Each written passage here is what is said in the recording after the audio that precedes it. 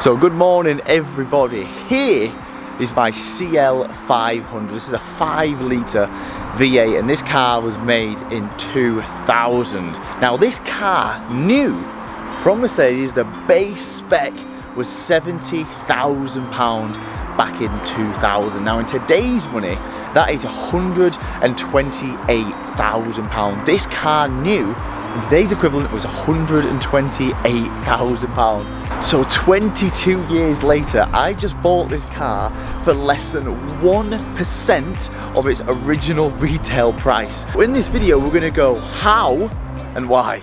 So here is the CL500. When this released, this was one of the most luxurious top spec cars you can buy. Not does it only look very granddad spec, it smells like a granddad spec car from the 90s. So I'm glad that we've got some cloudburst here. This is some high pressure odor eliminator, and it's scented on your favourite aftershaves. This one's 1 million, this one's scented on Sauvage, and this one's scented on Creed.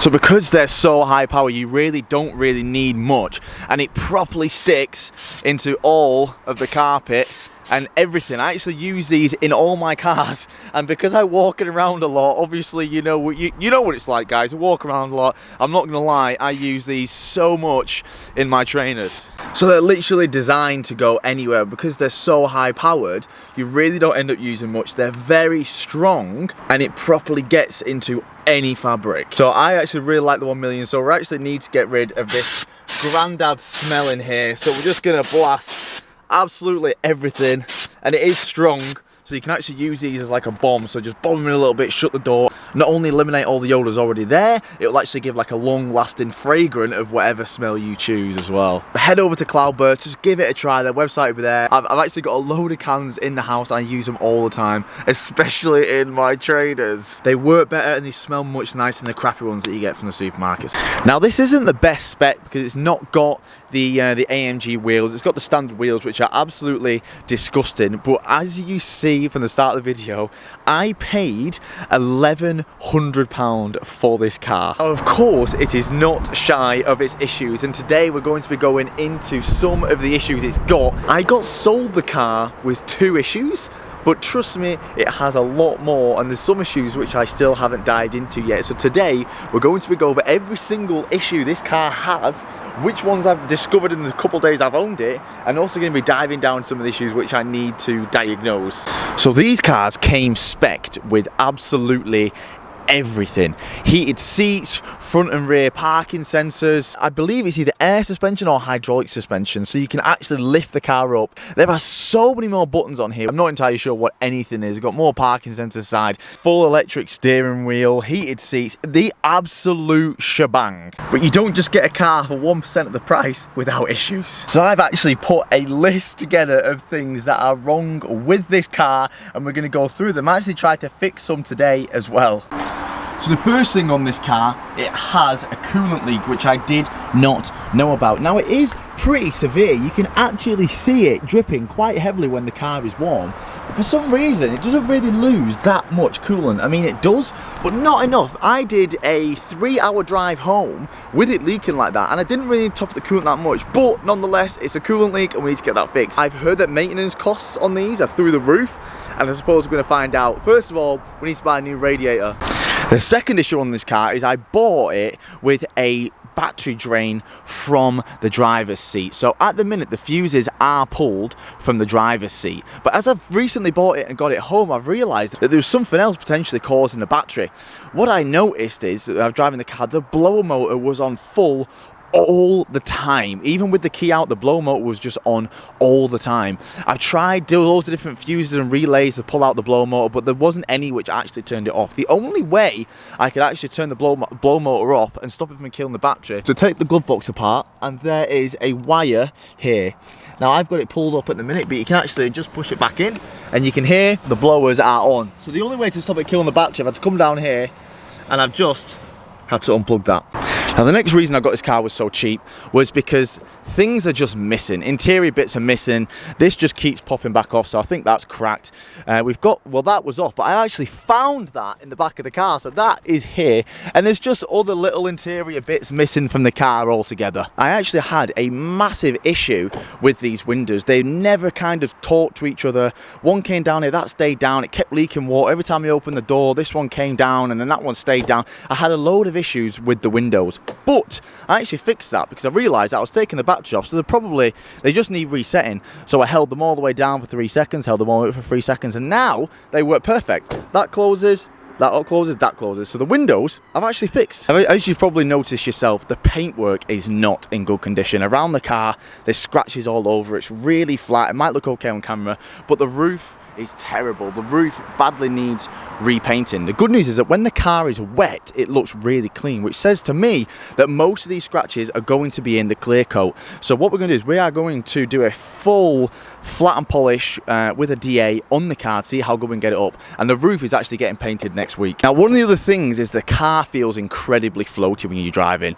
It could just be the terrible tyres, it could be the fact it's got air suspension, or it could just be the fact that some of the bushes are knackered. So one of the next videos, we're going to be jacking the car up and checking every single bush to make sure it's not that. It has got MOT for another like 20 days or so, so it wouldn't surprise me if some of the bushes are on the way out.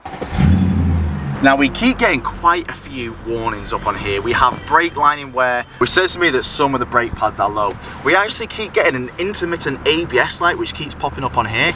And first of all, it was intermittent, but now we have a constant engine management light. So we're gonna pull out our scanner and do a full scan of the car and see how bad it actually is. Here he is, you alright, mate? Hello, mate, how we doing? Right, here we go. Right charge, air temperature.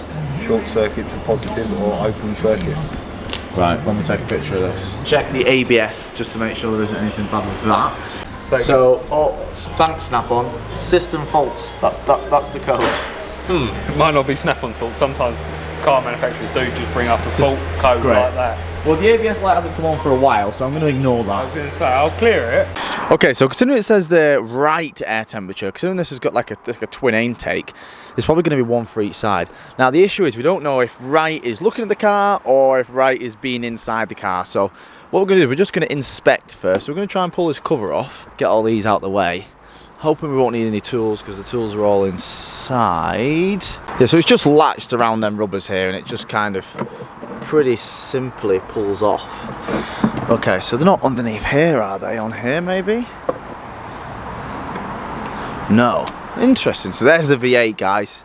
I think it looks way better without the plastics on. So then we need to find the charge temperature. It says right charge temperature. Got a bit of an oil leak there.